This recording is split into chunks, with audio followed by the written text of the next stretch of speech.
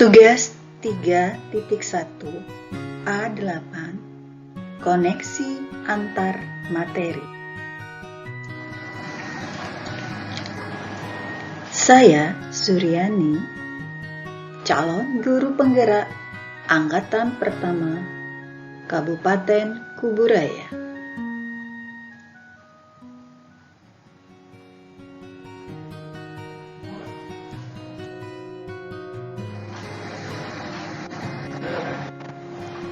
Bagaimana pengaruh filosofi Patratriloka terhadap pengambilan keputusan? Patratriloka adalah sebuah konsep pendidikan yang digagas oleh Ki Hajar Dewantara selaku pendiri Organisasi Pergerakan Nasional Indonesia, yaitu Taman Siswa. Konsep ini menjadi prinsip dasar para guru dalam melakukan pendidikan di Taman Siswa. 3 unsur penting dan terkenal dalam Patratriloka yaitu 1. Ingarso Suntolodo, di depan memberi teladan. 2. Hemadya Mangunkarso, di tengah memberi semangat. 3. Tuturi Handayani, di belakang memberikan daya kekuatan.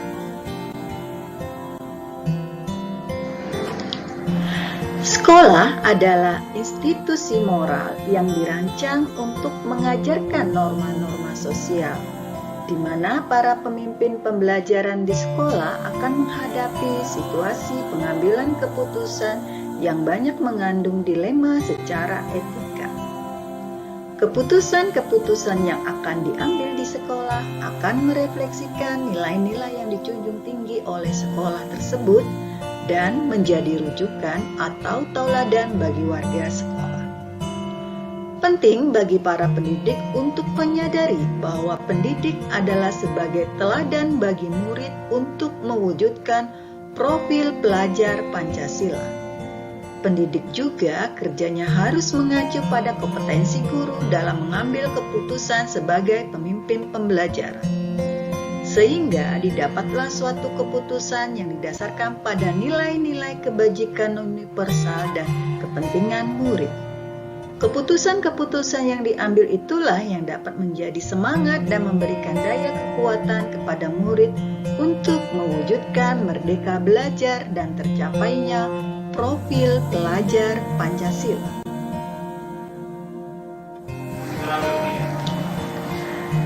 Bagaimana nilai-nilai dalam diri berpengaruh pada prinsip-prinsip yang diambil dalam pengambilan keputusan?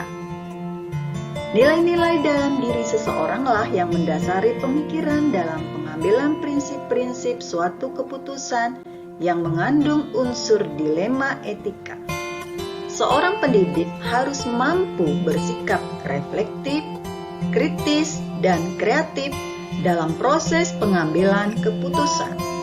Hal ini dikarenakan dalam proses pengambilan keputusan membutuhkan keberanian dan kepercayaan diri untuk menghadapi konsekuensi dan implikasi dari keputusan yang kita ambil, karena tidak ada keputusan yang bisa sepenuhnya mengakomodasi seluruh kepentingan para stakeholder di lingkungan sekolah.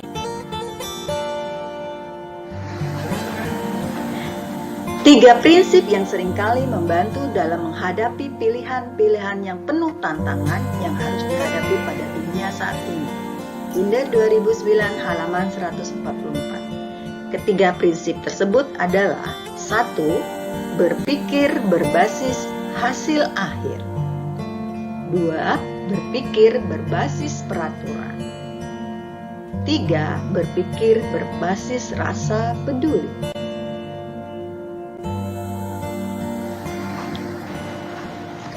Bagaimanakah coaching dalam pengaruhnya dalam pengambilan keputusan dalam konteks pendidikan Indonesia? Saat ini, coaching menjadi salah satu proses menuntun kemerdekaan belajar murid dalam pembelajaran di sekolah. Proses coaching dapat membantu murid menjadi lebih merdeka dalam belajar untuk mengeksplorasi diri guna mencapai tujuan pembelajaran dan memaksimalkan potensi murid. Harapannya, proses coaching dapat menjadi salah satu langkah tepat bagi guru untuk membantu murid mencapai tujuannya, yaitu kemerdekaan dalam belajar. Dalam pengambilan keputusan, guru berperan sebagai coach bagi dirinya dengan mengajukan pertanyaan-pertanyaan untuk memprediksi hasil dan melihat berbagai opsi sehingga dapat mengambil keputusan terbaik, dan diharapkan keputusan yang diambil oleh pendidik itu dapat memaksimalkan potensi murid menjadi lebih merdeka dalam belajar.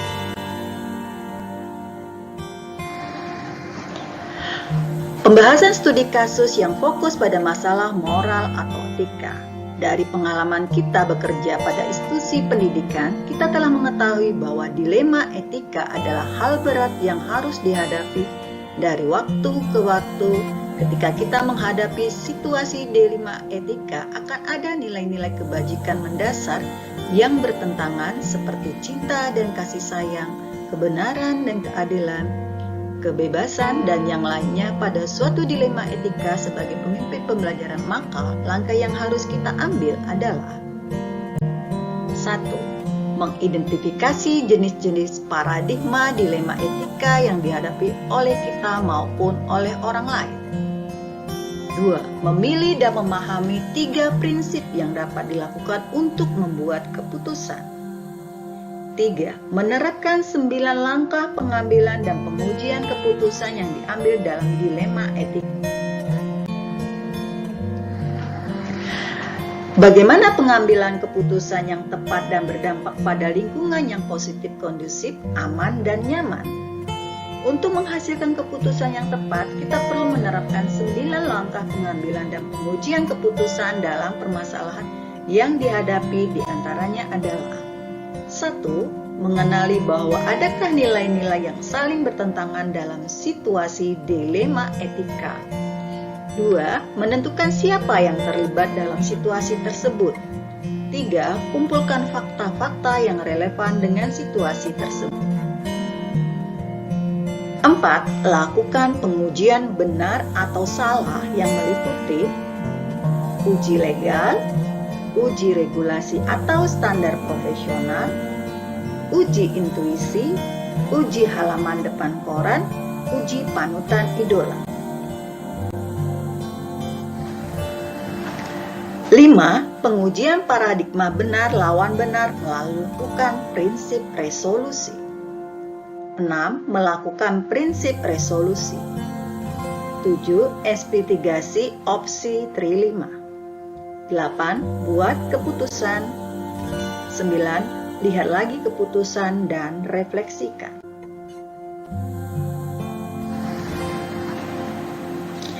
Jika kita melakukan 9 langkah pengambilan dan pengujian keputusan di atas, tentu akan menghasilkan keputusan yang tepat dan efektif dan dapat dipertanggungjawabkan. Keputusan yang didasarkan pada nilai-nilai kebajikan yang berasal dan berpihak pada murid. Keputusan tersebut tentu akan berdampak pada terciptanya lingkungan yang positif, kondusif, aman, dan nyaman. Kesulitan-kesulitan yang dihadapi dalam mengambil keputusan. Dalam pengambilan suatu keputusan tentu terdapat kesulitan-kesulitan yang dihadapi, di antaranya adanya perbedaan pandangan dari setiap orang, perbedaan prinsip, perbedaan orientasi sekolah, bahkan perbedaan paradigma di lingkungan sekolah.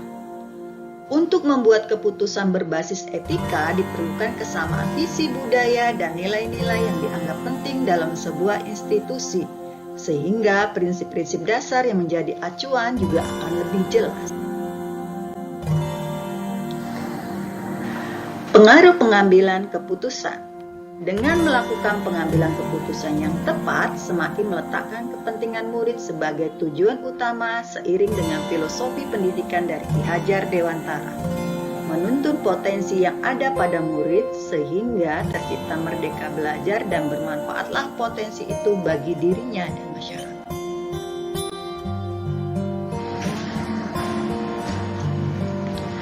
Pengambilan keputusan dapat mempengaruhi kehidupan atau masa depan murid. Seorang pemimpin pembelajaran dalam pengambilan keputusan tentu akan berpengaruh pada masa depan murid-muridnya. Keputusan yang berpihak pada murid akan menemukan dan mengembangkan potensi-potensi murid dan bermanfaatlah potensi itu bagi dirinya dan masyarakat di sekitar.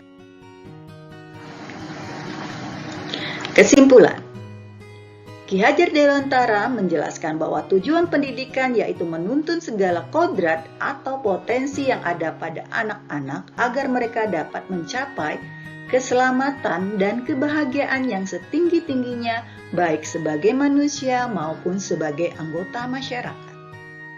Dalam menuntun potensi murid tersebut, seorang pendidik harus paham dengan nilai-nilai yang ada pada dirinya sehingga dapat mengambil keputusan dengan tepat. Penting bagi para pendidik untuk menyadari bahwa kita adalah teladan bagi murid untuk mewujudkan profil pelajar Pancasila dan seharusnya lah kita selalu mengacu pada kompetensi guru dalam pengambilan keputusan sebagai pemimpin pembelajaran. Guru juga sebagai coach bagi dirinya sendiri dengan mengajukan pertanyaan-pertanyaan untuk memprediksi hasil dan melihat berbagai opsi sehingga dapat mengambil keputusan yang terbaik. Dalam proses pengambilan keputusan yang bertanggung jawab, diperlukan kompetensi kesadaran diri self-awareness, pengelolaan diri self-management, kesadaran sosial social awareness, dan keterampilan berhubungan sosial relationship skill.